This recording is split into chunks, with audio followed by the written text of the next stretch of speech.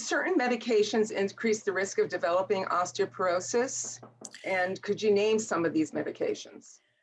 Sure, Risa. Probably the most common or the worst medication really would be high doses of steroids, glucocorticoids like prednisone. So if somebody's on oral prednisone for asthma, for rheumatoid arthritis, for any other condition, steroids acutely can dramatically increase the rate of bone turnover, and some patients on steroids chronically can actually get a decrease in osteoblastic activity and bone formation. So it's kind of a dual insult to the skeleton. And one point is that the T-score is pretty much irrelevant to the bad effect of steroid on bone, which is to say that on high-dose steroids, somebody with a high T-score is just as likely to get a fracture within the first 6 months as somebody who's got a much lower T-score.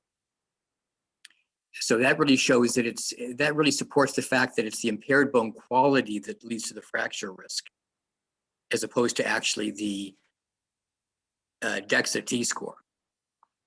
And this can be seen also in the double osteoporosis study, because that's the study which, unlike the study of osteoporotic fractures, they did serial DEXAs on every man and woman living in the town of Dubbo, Australia. And what they showed was the single most predictive test that could tell who was going to get a hip fracture. It wasn't the people with the lowest bone mass, it was the people who were losing bone mass at the fastest rate of the femoral neck. So it's sort of the change in bone mass, which is simply a signal for impairment of bone quality. That is really what drives the fracture risk.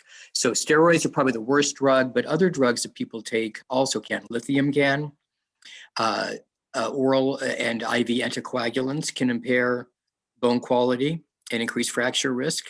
Those are blood thinners. Those are blood thinners, heparin and coumadin, exactly right. Lithium, the proton pump inhibitors that are widely used for treating peptic ulcer disease or ulcers. They're very effective at treating the gastrointestinal illness, but long-term they can increase fracture risk. What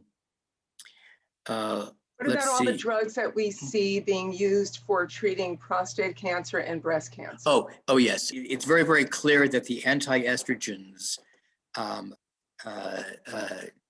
that are used in patients with breast cancer very effectively, by further decreasing their already low estrogen level to even lower, dramatically increase bone turnover and can increase the rate of bone loss, absolutely. And a man with prostate cancer who's on anti-androgen therapy, whose testosterone is lowered, because their estradiol comes from their testosterone, if he undergoes castration therapy or anti-testosterone therapy, he's at risk for osteoporosis as well. Too much thyroid hormone. So being hypothyroid, low thyroid hormone is not a risk factor for osteoporosis. It could, if it's severe, increase your fall risk, which is a huge factor for fractures, but it will not decrease your BMD. In contrast, hyperthyroidism, or taking too much thyroid hormone, will increase the rate of bone turnover, and that is a risk factor. Too much PTH is a risk factor. Hyperparathyroidism can be a risk factor for osteoporosis. Putting out too much calcium in your urine, having kidney stones.